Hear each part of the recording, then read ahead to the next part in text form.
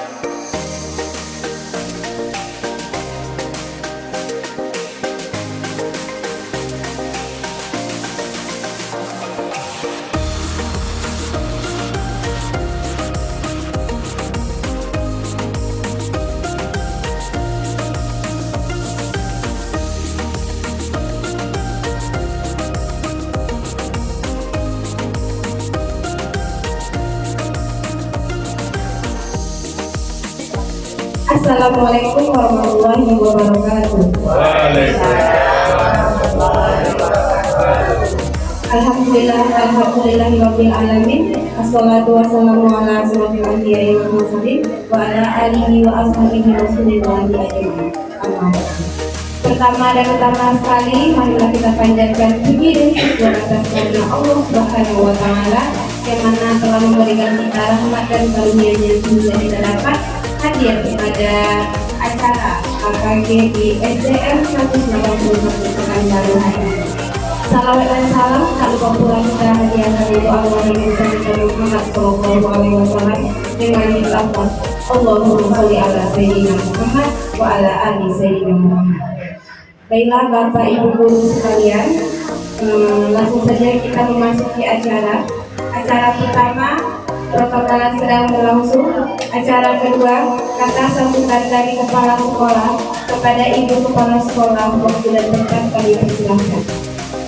Assalamualaikum warahmatullahi wabarakatuh. Alhamdulillahirabbil alamin. Wassalatu wassalamu ala asyrofil anbiya'i wal mursalin wa ala alihi wa sahbihi ajmain. Pertama-tama mari kita mengucapkan puji syukur kepada Allah SWT yang telah memberikan kesempatan kepada kita untuk hadir di acara KKG ini. Dan tak lupa salawat dan salam kita aturkan kepada junjungan kita Nabi Muhammad SAW dengan mengucapkan Allahumma sholli ala Sayyidina Muhammad wa ala ali Sayyidina Muhammad. Baik, Ibu guru dan Bapak guru sekalian, ya, acara hari ini yaitu KKG yang berjudul menyebarkan pemahaman dan penerapan pengalaman budaya positif yang akan disampaikan oleh Bu Desnelty. Nah, di sini sangat penting, ya. Saya harap ibu-ibu dan bapak-bapak sekalian tetap fokus dan acara ini akan bermanfaat untuk mengajar kita di kelas masing-masing, ya. Untuk demikian, terima kasih kepada Bu Desnelty. Semoga apa yang dicita-citakan, ya, dan bermanfaat bagi Bu Desnelty dan bagi ibu bapak guru sekalian. Terima kasih. Wassalamualaikum warahmatullahi wabarakatuh. Terima kasih kami ucapkan kepada Ibu Kepala Sekolah. Acara selanjutnya penyampaian materi yang akan disampaikan oleh Bu Desnelty. Pada ibu kami persilakan waktu. Bismillahirrahmanirrahim. Assalamualaikum warahmatullahi wabarakatuh.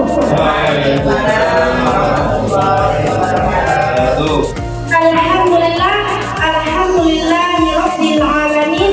Assalatu wassalamu ala asrofil anbiya'i wal mursalin wa ala alihi wa sahbihi rasulillahi ajma'in, amma ba'du.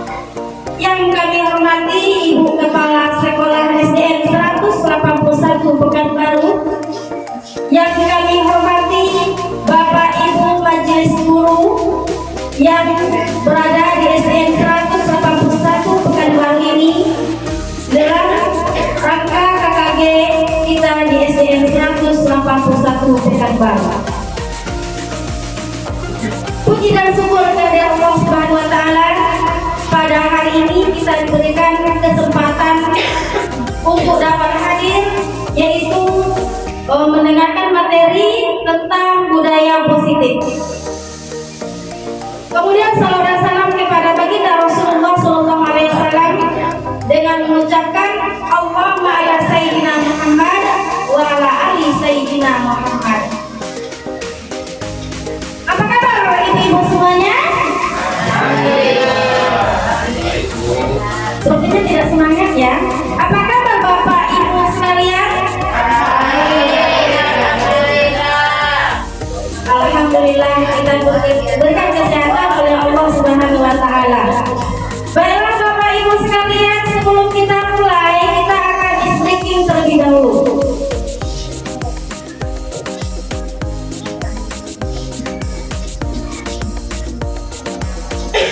Streamingnya dengan yang sederhana saja ya. Bapak Ibu, kalau saya bilang satu, maka Bapak Ibu pegang kepala. Saya mau lihat nih konsentrasi kita ya Bapak Ibu. Kalau saya bilang satu, Bapak Ibu pegang kepala. Kalau saya bilang dua, Bapak Ibu memegang telinga. Kalau saya bilang tiga, Bapak Ibu megang hidung. Ayo, siapa Bapak Ibu yang tidak konsentrasi pada pagi hari ini? Baik, satu, dua, tiga. Satu, tiga, dua. Aduh, ada yang belum fokus ya. Aduh, sekali lagi. Tiga, dua, satu. Aduh, makin seru ini. Satu, dua, tiga. Tiga, dua, satu. Terima kasih Bapak Ibu.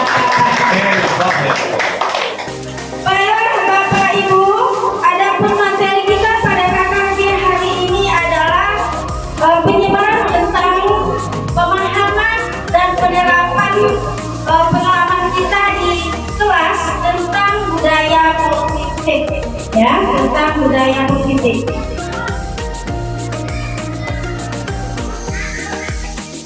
Bapak Ibu, sebelumnya ada yang tahu tentang budaya positif?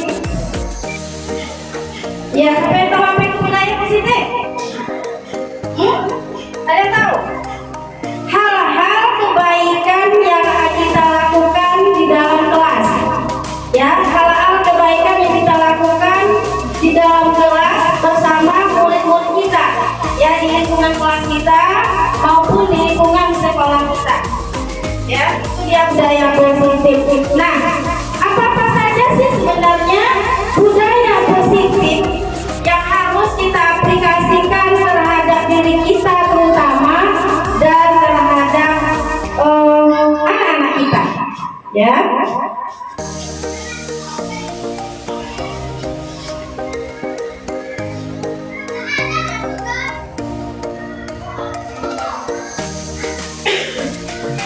Yang pertama adalah sebelum kita masuk kepada budaya positifnya, ya Bapak Ibu, kita harus tahu dulu perubahan paradigma belajar. Setelah itu baru kita masuk nanti ke disiplin positif. Selanjutnya nilai-nilai kebaikan. Setelah itu kebutuhan dasar manusia. Kemudian ada motivasi perilaku manusia, yaitu kemudian posisi kontrol guru, kemudian keyakinan kelas dan segitiga harus diuji. Ini adalah hal-hal yang termasuk kepada konsep inti budaya positif yang mesti dan harus kita lakukan di dalam kelas maupun di luar kelas, di lingkungan sekolah kita. Tujuannya apa Bapak Ibu? Ini dia, membentuk karakter dari anak-anak kita, ya, membentuk karakter. Apa saja karakternya? Nah, kita pernah belajar itu tentang profil pelajar Pancasila. Mungkin ini hal yang telah kita ketahui sejak kita belajar kurikulum merdeka, ya, sejak kita belajar kurikulum merdeka. Nah, inilah untuk menciptakan semuanya kita harus melalui beberapa tahap ini, ya. Mindset kita berubah dari dulunya hanya menuntut kepada siswa itu hanya kita memberikan tugas, ya. Sekarang tidak lagi, ya, tidak lagi. Kita mesti mengetahui apa-apa saja yang termasuk budaya positif, ya Bapak Ibu,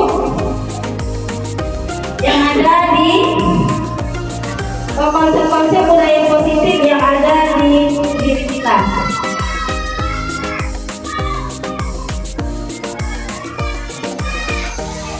Mari Bapak Ibu, ini ada kesalahan teknis.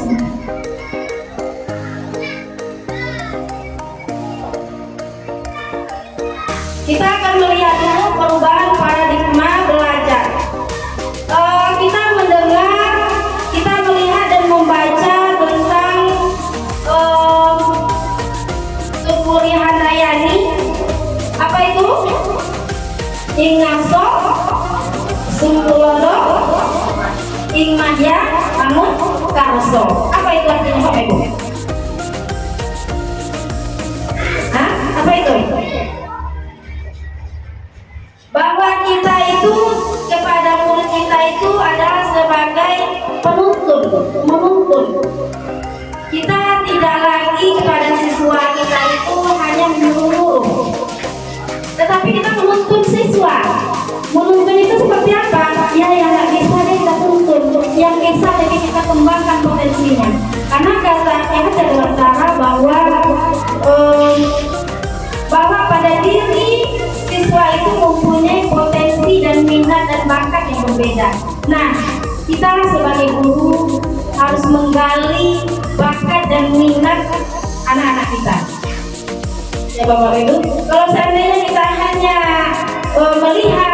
tidak melihat karakter siswa, tidak melihat bakatnya dari mana, mungkin kita memberikan suatu pembelajaran itu sama dengan murid-murid kita, semuanya kita samakan. Padahal tidak.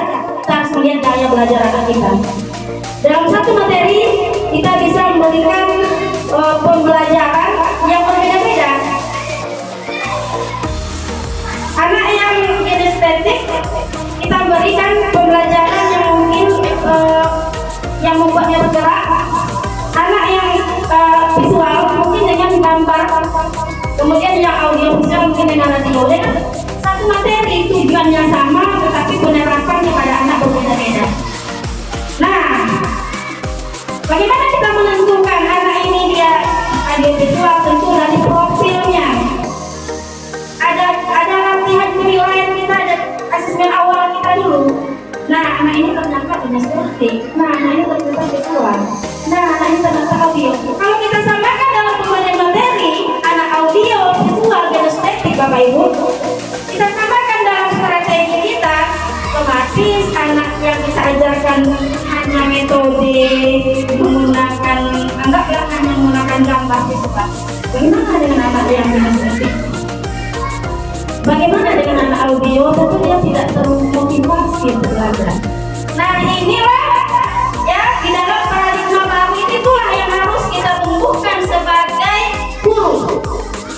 Tidak lagi kita memandang ke belakang, catat buku sampai habis ya. Kita memberikan baik anak audio, visual atau kita memberikan hanya catatan untuk ceramah. Tapi kita disuruh pada paradigma baru itu memberikan strategi yang berbeda-beda kepada satu lokal murid kita yang berbeda-beda gaya belajar. Baik Bapak Ibu,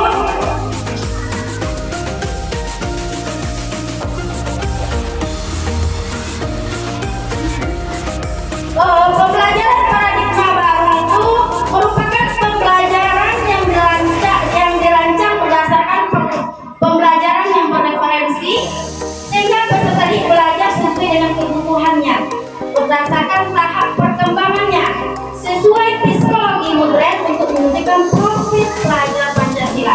Nah Bapak Ibu, inilah yang saya sampaikan tadi ya. Kita sebagai seorang media berdifferensiasi media Bapak Ibu, kita mempunyai anak-anak yang berbeda ya tidak Bapak Ibu? Bapak Ibu ketemu dengan anak yang suka bergerak saja di belakang, ketemu tidak? Iya. Bapak Ibu bertemukah dengan anak yang suka menggambar saja di belakang? Kita asik menyenangkan, tiba-tiba kita lihat anak itu menggambar terus sih. Ternyata ada kebutuhan yang kita belajar itu kebutuhan dasar, kebutuhannya yang tidak terpenuhi ya, ada kebutuhan dia yang tidak terpenuhi oleh kita. Itu dia. Walaupun berbeda kita menyampaikan kepada anak, tetapi dengan kunci dan catatan tujuan pembelajaran kita sama. Bapak Ibu, misalnya kita memberikan kepada anak pembelajaran tentang anak mampu untuk membuat karangan diskusi umpamanya. Mungkin anak yang suka memasak dia akan berkata seperti ini, "Bu guru, boleh saya menceritakan tentang masak?" Mungkin anak yang suka suka membengkel-bengkel mobil-mobilannya, alat mobilannya atau mainannya, bilang kayak ini, "Bu, saya menceritakanlah tentang mainan mobil-mobilan saya." Boleh Bu, saya buat poster aja langsung ya, nggak melarang, boleh, asalkan tujuan dari materi kita itu sama antar anak itu walaupun dia prosesnya berbeda. Itulah yang disebut dengan berdifferensiasi. Berbeda gaya belajar anak yang memberikan jawaban yang berbeda, tetapi tujuan materinya, tujuan dari pembelajarannya itu sama, boleh. Boleh ya. Dengan tujuan untuk mewujudkan profil pelajar Pancasila. Ini dia termasuk nilai, ini termasuk kepada nilai-nilai kebaikan. Nanti ada nilai-nilai kebaikan profil pelajar Pancasila. Ya Bapak Ibu, oke. Baik, kita akan lanjutkan. Yang kedua yaitu disiplin. Apa dia budaya positif itu?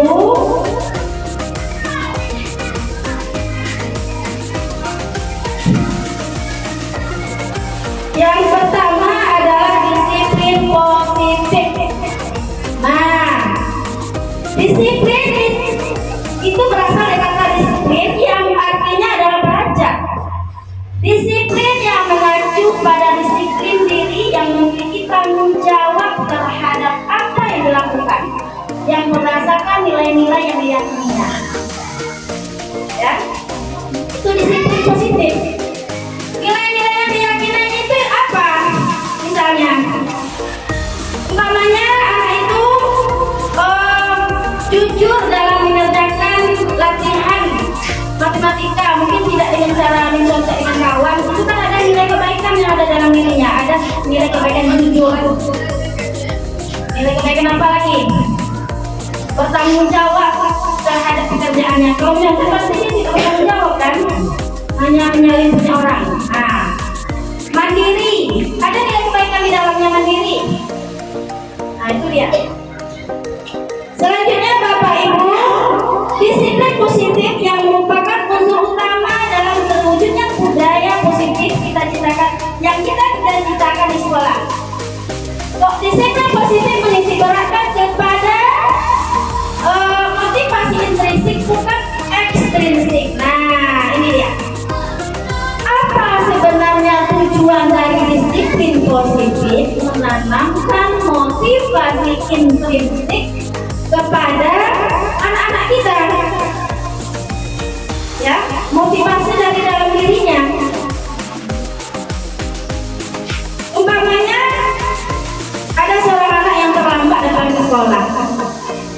ya, terlambat datang ke sekolah.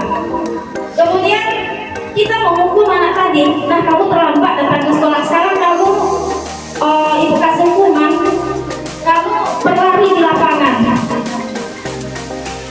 Dia mengerjakan, tetapi mungkin di dalam hatinya ada perasaan dendamkah dengan guru atau mengulangi kembali. Kenapa? Karena pasti ada rasa di dalam hatinya tuh, kan saya malu dengan kawan saya dihukum oleh untuk berkeliling di lapangan, ada rasa di dalam hatinya, ya. Nah, seharusnya seorang guru bagaimana? Menghukumlah, tidak menghukum, tetapi membuat tindakan itu yang membuat dirinya mendidik. Kalau kamu terlambat, nah, oke kamu terlambat ya, tapi kamu nanti apa? Jam istirahat kamu lambat nanti yang keluar. Kamu kerjakan dulu tugas kamu yang terlambat tadi. Aku salin dulu materi yang terlambat itu apa? Kamu lihat pada teman-teman. Gitu. Oke Bapak Ibu, kemudian motivasi ekstrinsik itu seperti apa lagi contohnya? Ya, dia mendapatkan sesuatu nilai Bapak Ibu hanya untuk mendapatkan nilai pada gurunya. Dia ingin dipuji, oh bagus, nah ingin dipuji oleh teman-teman, atau ingin mendapatkan penghargaan. Setelah itu enak lagi dan dapatkan penghargaan. Hanya motivasinya itu ingin dipuji, ingin dihargai, mendapat penghargaan, mendapat nilai bagus. Tetapi sekarang mulailah kita Bapak Ibu memberikan kepada anak supaya dia termotivasi memang dari diri anak, yang disebut dengan motivasi intrinsik. Ya Bapak Ibu, seperti Bapak Ibu kan setelah ini ya. Oke, kita sedikit lagi. Masih ingat yang tadi Bapak Ibu? Masih? Oke, kalau masih saya ulang lagi 3, 2, 1, 1, 2, 3. Oke, terima kasih Bapak Ibu sekalian. Baik, kita lihat selanjutnya adalah seorang pendidik. Tugas mulia kita adalah menciptakan peserta didik yang memiliki disiplin diri, sehingga mereka berperilaku mengacu kepada nilai-nilai kebajikan universal dan memiliki motivasi intrinsik dalam perubahan perilaku ke arah yang lebih baik. Nah, ini dia tugas kita terhadap anak-anak kita, yang memunculkan motivasi intrinsik pada diri mereka, ya, sehingga mereka itu perubahan tingkah lakunya bukan saja berada di sekolah Bapak Ibu, tetapi perubahan perilakunya itu di mana dia berada, dimanapun dia berada, baik di rumah, di masyarakat, di lingkungannya. Dia jujur di sekolah, dia diterapkan juga di rumah, diterapkan di lingkungannya. Nah, jadi ini yang harus kita munculkan Bapak Ibu terhadap anak-anak kita, motivasi dalam diri mereka. Baik Bapak Ibu yang saya hormati, lanjut. Masih semangat Bapak Ibu? Nah, yang mana dia nilai-nilai kebajikan yang harus kita tumbuhkan kepada anak-anak didik kita Bapak Ibu? Yang pertama adalah, ini kita bahasanya sedikit saja karena ini panjang Bapak Ibu, itu tentang profil pelajar Pancasila. Masih ingat Bapak Ibu profil pelajar Pancasila? Boleh kita bernyanyi sebentar? Boleh ya, semangat ya Bapak Ibu. Nah, 1, 2, 3. Profil pelajar Pancasila, beriman dan bertakwa pada Tuhan yang Esa, dan berakhlak mulia.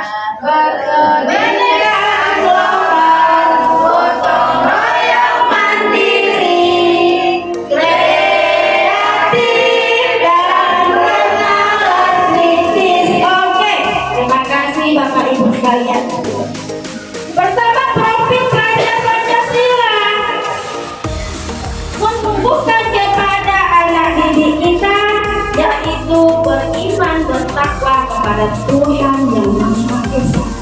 Nah, bagaimana kita menanamkan, memunculkan kepada diri anak-anak kita supaya mereka bertingkah laku, berindah, beriman dan bertakwa?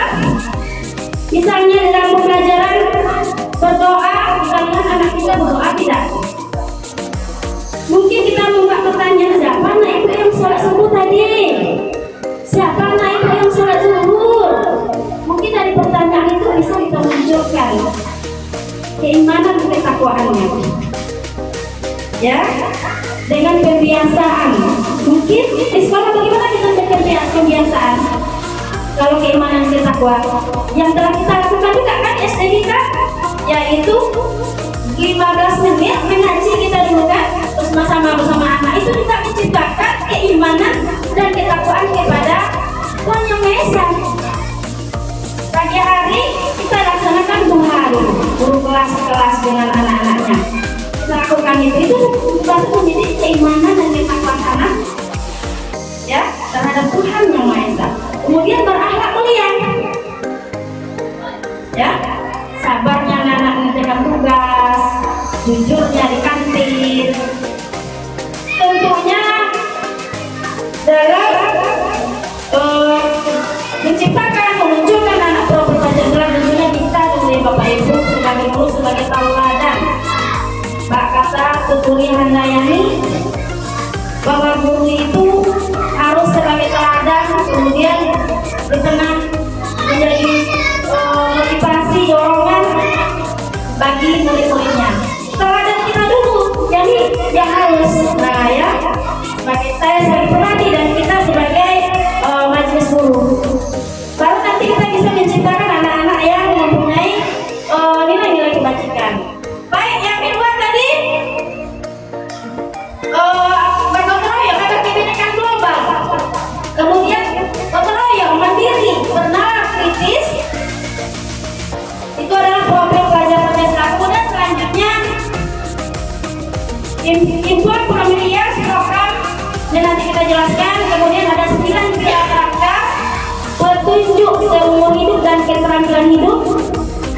Kemudian ada DSF dan esensial, kemudian Zephyr Project, ya. Kita lihat apa saja nilai-nilai program Pancasila tadi kita telah katakan juga, yaitu beriman, bertakwa pada Tuhan Maha Esa, berakhlak mulia, berkebinekaan global, gotong royong, mandiri dan bernalar kritis. Ini adalah nilai profil Pancasila yang harus tumbuh diri kita sebagai guru dan harus dimunculkan kepada murid-murid kita dan diaplikasikan oleh murid-murid kita di sekolah, di kelas, dan di lingkungan masyarakat. Oke.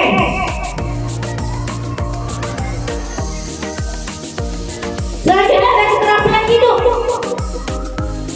Sebelumnya kita ini dia program atau PYP, yaitu menciptakan anak-anak yang memiliki rasa toleransi. Kan ada yang berbeda agama, kita ciptakan kepada anak-anak, bagaimana kamu nak dengan teman yang berbeda agama? Bagaimana sih kamu? Kita ini kan berbeda-beda tempat tinggal ya nak ya, berbeda-beda suku. Siapa anak ibu yang orang Jawa, siapa anak ibu orang Minang, orang Melayu. Nah, bagaimana sih kamu nak? Apakah boleh saling ngejek? Kemudian rasa hormat. Bagaimana kita menciptakan anak memunculkan rasa hormat kepada orang yang lebih tua, kemudian menyayangi kepada orang yang lebih muda. Kemudian integritas, mandiri anak, menghargai antusias, empatinya, yaitu keingintahuannya. Mungkin ini yang kurang bagi kita, yang baik bagi anak kita, yang harus kita menunjukkan empati. Ada kawan yang menung aja, tak ada belanja, bagaimana dia rasa empati kepada anak, kepada temannya tadi. Ada orang tua kawannya yang meninggal, bagaimana dia menunjukkan kepada anak ada rasa empati terhadap orang lain. Ya Bapak Ibu. Selanjutnya adalah keterampilan hidup. Apa tuh? Dapat dipercaya, lurus hati, pendengar yang aktif, tidak merendahkan orang lain, memberikan yang terbaik dalam diri. Nah, inilah ya 3 buah yang saya munculkan, yang saya tampilkan ini yang harus kita ciptakan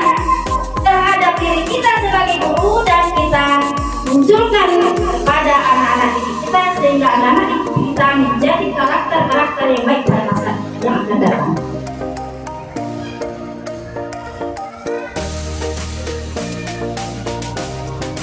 Nah, Bapak Ibu yang kami hormati dan yang kami hormati pada siang hari ini, kemudian di dalam diri anak Bapak Ibu sebelum kita ngajar, sebenarnya anak itu punya kebutuhan dasar. Kita juga sebagai orang dewasa punya kebutuhan dasar. Apa itu kebutuhan dasar? Bapak Ibu, kebutuhan dasar manusia adalah segala sesuatu yang kita lakukan untuk mendapatkan apa yang kita inginkan. Segala tindakan yang kita lakukan untuk memiliki tujuan tertentu, dan semua usaha terbaik kita yang kita lakukan dalam rangka kebutuhan dasar kita terpenuhi. Apa saja sih kebutuhan dasar itu? Ya, yang harus kita ketahui terhadap diri anak, yang pertama bertahan hidup. Ya, bertahan hidup. Kemudian ada rasa kasih sayang dan diterima. Umpamanya di anak kita di dalam kelompok, kita buat anak kita berkelompok ini, dia sendiri aja, yang kaum lain nggak mau dia bersama dengan anak kita di bawahnya. Kemudian dia sedih, kita datangi anak tadi, kenapa kamu nggak seperti ini? Dia akan menjawab, kalau kakak tidak mau berteman dengan saya. Berarti ada kebutuhan dasar di dalam diri anak-anak kita tadi, yaitu apa? Rasa kasih sayang dan rasa diterima yang harus kita munculkan ya terhadap diri anak tadi.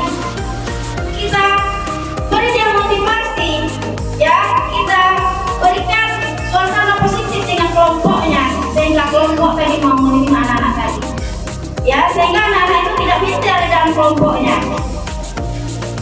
Sehingga kalau tidak kita tahu kebutuhan anak-anak kita, rasa diterima, rasa kasih sayang, maka itulah anak-anak kita tak mau tampil, ya, bukan anak kita tidak mau presentasi di depan, tak mau tampil dia, karena kita tidak tahu bahwa anak itu ada kebutuhan yang belum terpenuhi olehnya. Kita sebagai guru yang bisa memunculkan hal tersebut kepada anak-anak kita dengan beberapa strategi yang kita lakukan. Ya Bapak Ibu hebat pada siang ini. Selanjutnya apa? Penguasaan. Ya, penguasaan. Ada seorang anak, ya, dia tidak semangat untuk belajar, nilainya rendah terus. Sebenarnya anak itu bukan, memang dia tidak bisa sebenarnya, tetapi kitanya yang belum melihat anak itu dari segi mananya dia tidak bisa, kemudian penguasaan dia mungkin yang belum terhadap kita, materi kita, strategi kita mungkin kepada anak itu yang tidak sampai strategi kita. Mungkin anak ini gaya belajar seperti ini, tapi tidak kita berikan. Kita hanya memerasakan anak dengan satu strategi saja. Ya Bapak Ibu, oke. Selanjutnya adalah kebebasan. Ya, kebebasan.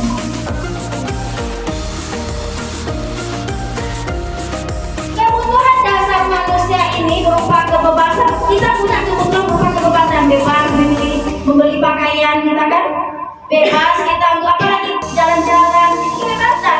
Anak juga seperti itu, dia mau bebas, mau merdeka juga dia belajar ini. Tidak hanya apa yang dikatakan guru, sebenarnya dia punya ide yang lain, tapi kita tidak membuka ide anak kita tadi. Contohnya tadi dalam mengarang, mungkin anak ini dia suka memasak, dia ingin mengarang tentang memasak, tapi kita patokkan kepada apa yang ada dalam pikiran kita, Bapak Ibu. Pokoknya dibuat seperti ini, judulnya seperti ini, temanya seperti ini, kita mematokkan anak harus seperti itu. Ternyata tidak, Bapak Ibu. Kita lihat dulu minat anak itu apa. Yang jelas jangan lepas dari tujuannya. Kalau tujuan kita dalam mengarang tadi adalah menentukan gagasan pokok, ide pokok, ya, dalam wacana tadi, tidak apa-apa mereka menuliskan wacana tentang masak, tak apa-apa. Menuliskan wacana tentang memperbaiki alat-alat mainannya, nggak masalah. Yang penting dia tahu dari bacaannya tadi, programnya tadi, mana ide pokoknya, mana gagasan pokoknya. Mulai sekarang Bapak Ibu, coba kita resapi. Adakah kita seperti itu? tapi masing-masing. Kita hanya apa dalam pikiran dan hati kita, ya Bapak Ibu, itu yang harus dibuat oleh anak. Padahal tidak, anak Bapak Ibu yang minat ini. Anak kamu jaga sama Bu, saya buatnya seperti ini Bu. Enggak boleh, seperti ini, enggak boleh. Ternyata tidak boleh. Ya, kita biarkan anak merdeka dia terhadap kompetensi dan minatnya. Selanjutnya adalah kesenangan. Anak butuh juga dia butuh dasar kesenangan dalam belajar. Ya, kesenangan seperti apa? Mungkin dalam belajar kita ada sepertinya. Kemudian dalam belajarnya mungkin ada juga yang membuat anak tertawa. Tidak hanya kita bagaimana ya? Dalam lokal itu hanya materi saja kita kasih ke anak, sehingga anak membuat anak bosan. Ya Bapak Ibu. Baik, masih semangat Bapak Ibu? Iya. Kita lanjutkan motivasi perilaku manusia. Sepertinya ada yang kelewat nih.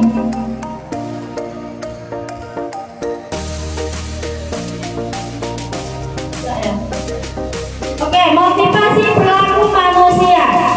Satu, untuk menghindari apa sebenarnya motivasi perilaku manusia itu Bapak Ibu? Pertama adalah untuk menghindari ketidaknyamanan. Yang kedua, untuk mendapatkan penghargaan.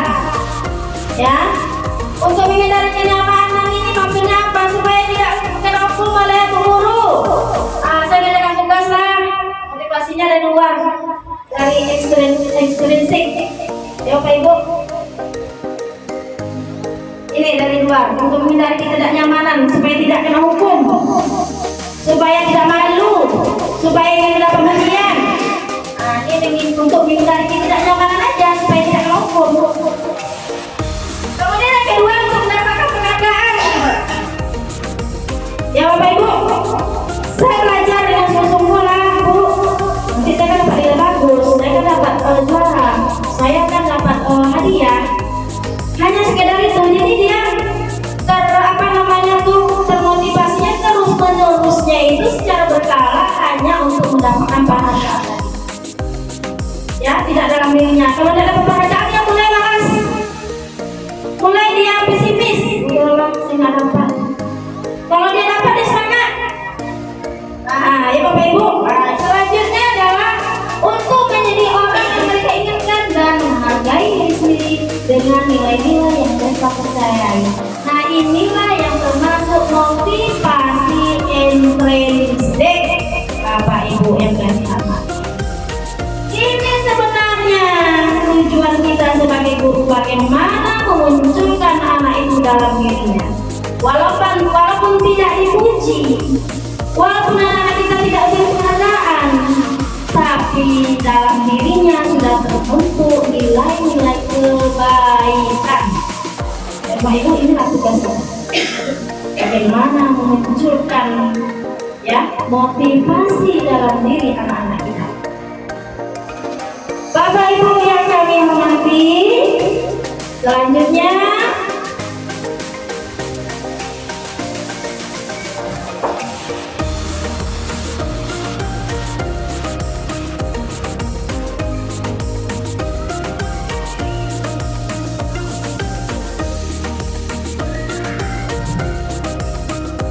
Bapak Ibu, selanjutnya yaitu tentang ada tiga berdasarkan tadi, yaitu ada penghukum itu sebagai penghukum, ada sebagai konsekuensi, ada sebagai restitusi. Nah, untuk memunculkan budaya positif pada diri anak ada beberapa yang harus kita hindari, ya. Kemudian ada yang kita lakukan dan harus dihindari. Yang pertama, penghukum. Apa itu penghukum? Yaitu penghukum ini dia tidak terencana, kemudian akan bersifat satu hara dan berupa motivasi fisik atau psikis. Itu contoh yang saya berikan tadi. Nah, kamu ini ya terlambat datang ke sekolah. Sekarang kamu berkeliling di lapangan. Ya, itu kita sebagai penghukum. ya, sebagai penghubung. Atau kamu tidak pakai sepatu ya, buka sepatu kamu, jangan dari apalagi di lapangan sana. Itu kan membuat apa anak itu yang sakit fisiknya kan, kaki sakit jadinya. Kalau psikis malu anak. Ya ibu, malu banyak anak, ya malu dia psikis. Lanjut yang kedua yaitu konsekuensi. Konsekuensi ini bagaimana? Terencana sikap gurunya. Kemudian guru lagi bersikap memonitor. Sebenarnya pada diri kita masih ada sekarang, kita bisa juga kita hilangkan memantau anak itu, memonitoring anak, memonitor anak terhadap peraturan-peraturan kesepakatan kelas yang kita buat. Selanjutnya inilah dia restitusi. Restitusi inilah yang bisa memunculkan dari sifat-sifat anak, nilai-nilai kebaikan dalam diri anak. Ada 3. Apa yang 3 itu? Pertama, menstabilkan identitas. Apa contohnya? Nah, kemudian validasi tindakan yang salah. Yang ketiga, menanyakan keyakinan. Contohnya, seorang anak ya, dia terlambat datang ke sekolah. Jangan buru-buru dong, buru-buru kita hukum, Pak Guru. Jangan buru-buru kita kasih konsekuensi, kita restitusi anak kita. Bagaimana caranya? Pertama adalah menstabilkan identitas. Kita, nah kamu terlambat ya, iya Bu, terlambat. Ibu tahu terlambat, kamu punya alasan pasti. Katanya aku dulu anak. Ya Bu, tadi malam saya main HP. Ya, tindakan kamu itu kamu tahu nggak salah? Tahu Bu. Nah, kita masuk ke memfasilitasi tindakan. Ya, tadi menstabilkan dia alasan, punya alasan apa alasanmu? Lambat tidur dengan main HP. Itu namanya adalah menstabilkan identitas.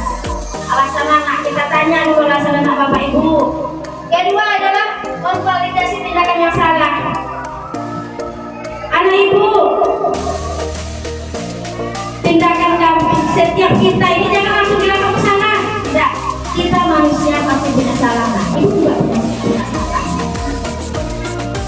Tapi bisakah kita untuk memberikan solusi dari permasalahan kita?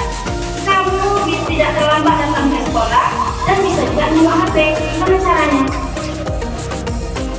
Ya Bu, saya main HP ini nanti aja hari Minggu, nggak pada waktu malam hari, mungkin sebentar di hari Minggu. Ya benar nak.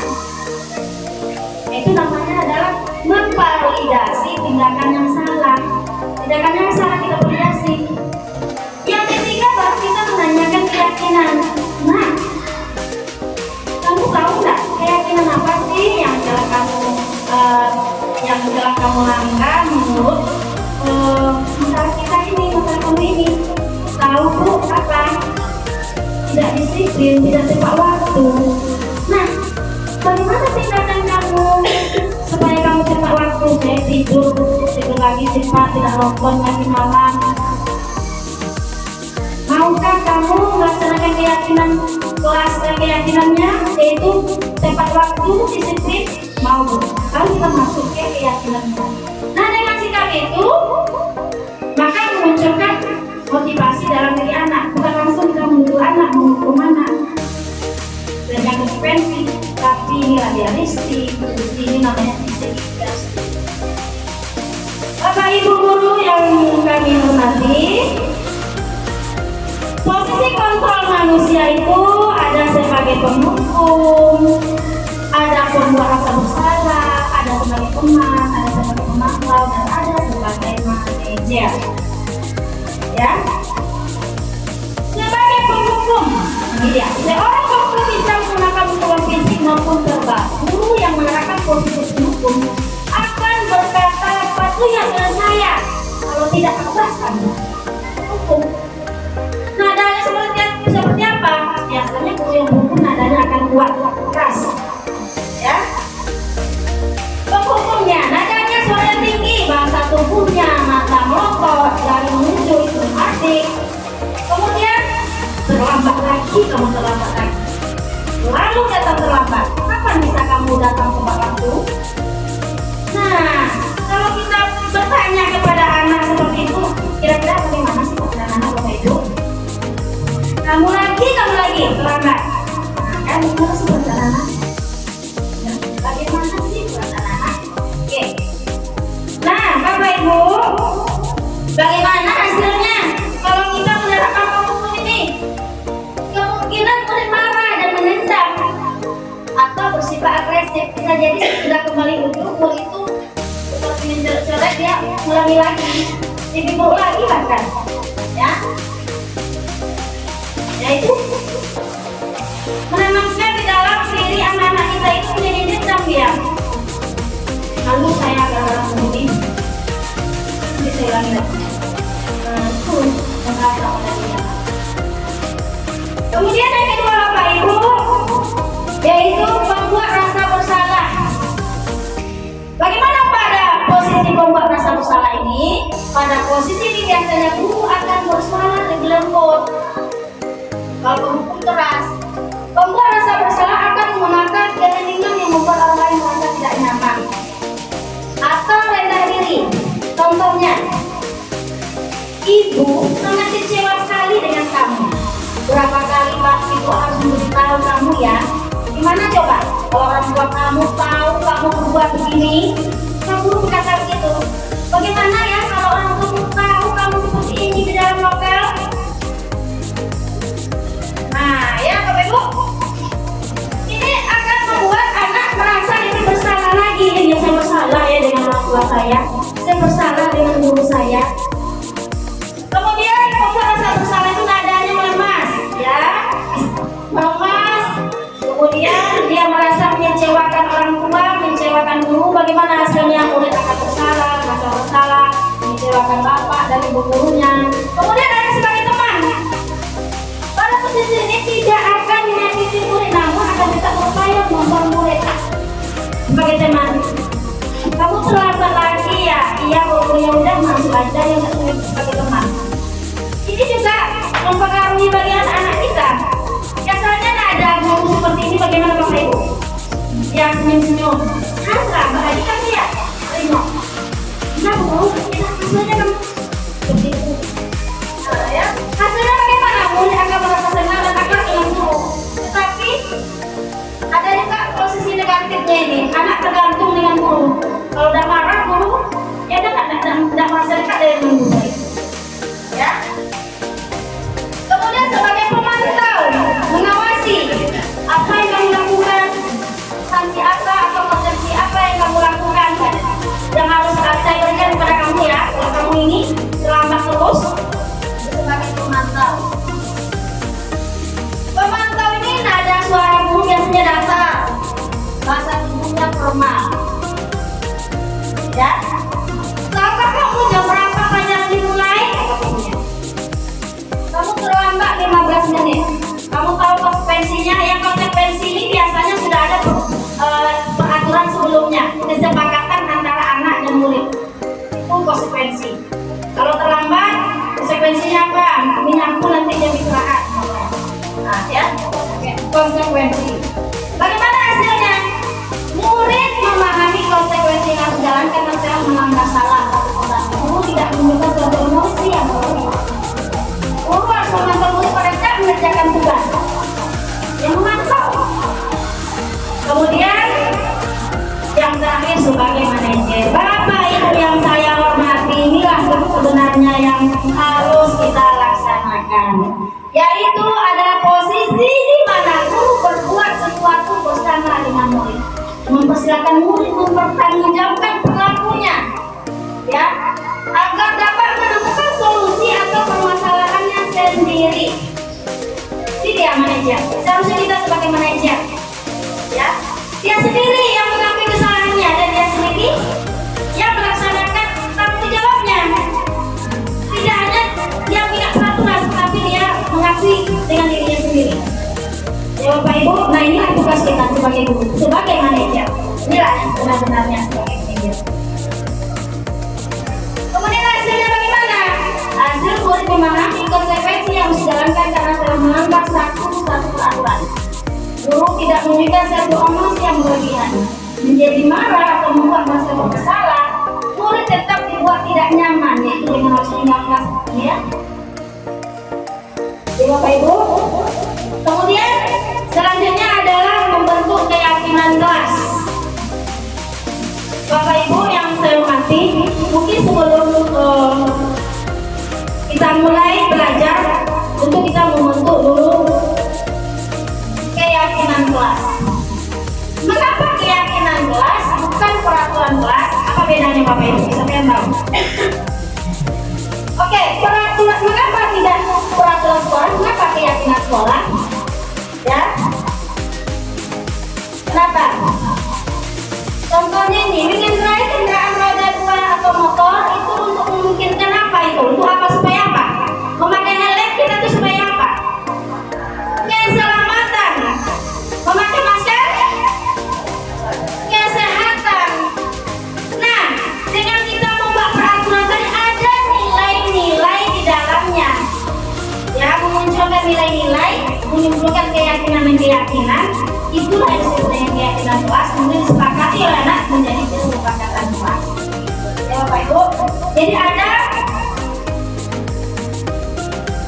guru dan murid ya, guru dan murid itu melakukan kesepakatan setelah berkolaborasi antara guru dan murid melaksanakan keyakinan, membuat keyakinan kelas, kemudian disepakati oleh anak, bisa jadi dengan membuat minta tanda tangan anak semuanya, barulah kita tempelkan di dinding kita ya.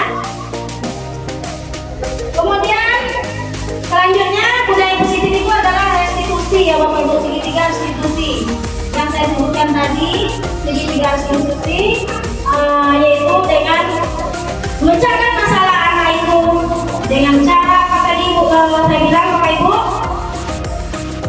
menstabilkan identitas, memvalidasi tindakan yang salah, kemudian yang ketiga menanyakan keyakinan. Kita terhadap anak-anak memberikan pendapatnya tentang apa seharusnya kesepakatan kelas yang kita buat, keyakinan kelas yang kita buat di kelas kita. Kita berikan dulu kepada anak aspirasinya, ya. Kita dulu mereka membuat kertas, mungkin kita tempel di depan, kemudian nanti baru kita terakhirnya, baru kita bersama anak menentukan mana yang seharusnya dipakai. Kemudian kita membuat kesepakatan kelas ini Bapak Ibu, kita jangan menggunakan kalimat negatif. Contoh, dilarang, tidak boleh, umpamanya tidak boleh membuang sampah sembarangan, tidak boleh kata-kata seperti itu. Tetapi buanglah sampah pada tempatnya, datanglah tepat waktu, ya, kerjakan tugas dengan baik, tidak boleh kata larangan. Nah gitu ya Bapak Ibu. Jadi dalam membuat keyakinan kelas itu Bapak Ibu, kita jangan membuatnya itu dengan cara membuat kata larangan ya Bapak Ibu.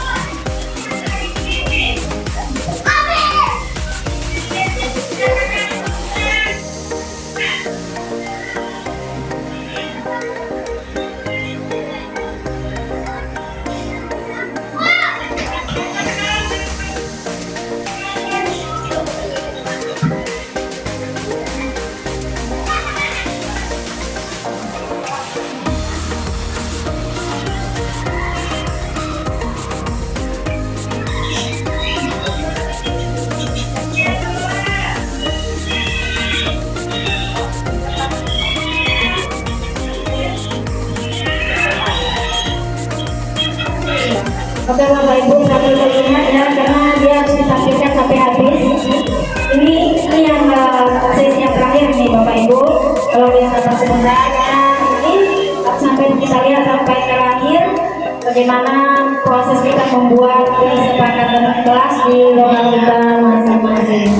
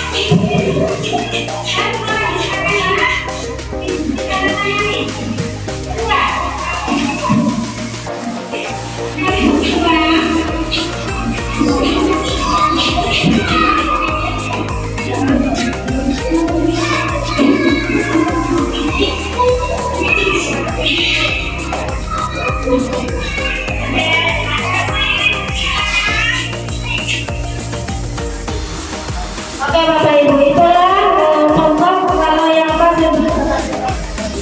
baiklah itulah tadi bagaimana kita membuat contoh kesepakatan kelas, kebaikan kelas. Kita minta dulu kepada anak-anak kita apa yang harus dilakukan, kemudian anak disuruh depan, kemudian kita pilih-pilih mana yang seharusnya dimasukkan, kemudian memberikan anak untuk supaya sepakatnya, boleh kita minta bersama anak-anak. Kalau kita tempelkan kepada yang kita buat, kita beri nanti kita motivasi dengan sebaik-baiknya Bapak Ibu yang membuat tertarik anak untuk membaca dan mendengarkan ya Bapak Ibu. Kemudian barulah kita tempelkan kepada di dinding kelas kita. Baiklah Bapak Ibu yang saya hormati, inilah materi kita pada hari ini. Mudah-mudahan dapat kita aplikasikan di dalam pembelajaran kita. Terima kasih ya Bapak Ibu. Masih aplausnya dong. Iya, terima kasih Bapak Ibu. Wabillahi taufiq wal hidayah. Wassalamualaikum warahmatullahi wabarakatuh.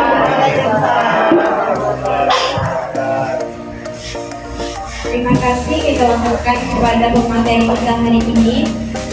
Demikianlah acara kita pada hari ini. Sekian dari saya, kita ucapkan hamdalah bersama-sama. Alhamdulillahirabbil alamin. Mohon maaf apabila ada kata-kata yang salah. Assalamualaikum warahmatullahi wabarakatuh. Assalamualaikum warahmatullahi wabarakatuh. Kami ucapkan terima kasih kepada Bu Desnelty yang telah memberikan ilmu tentang budaya positif. Semoga kita dapat mempraktekkannya di sekolah SDN 181 Pekanbaru. Assalamualaikum warahmatullahi wabarakatuh.